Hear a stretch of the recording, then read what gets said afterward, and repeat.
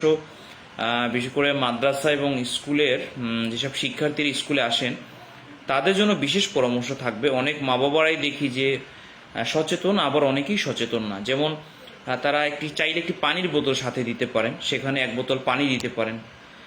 বাচ্চা নিয়মিত বিরতিতে পানি পান করতে পারেন।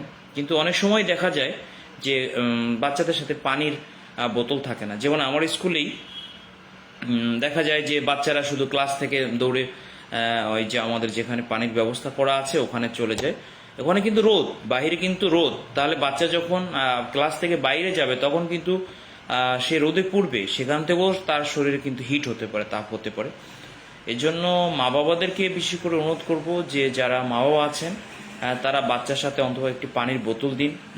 একটি বোতল যে আপনাকে অনেক দাম দিয়ে কিনতে হবে, ভালো ব্র্যান্ডের কিনতে হবে, বিষয়টি কিন্তু এমন না। আপনি চাইলে একটি অন টাইম ইউজেবল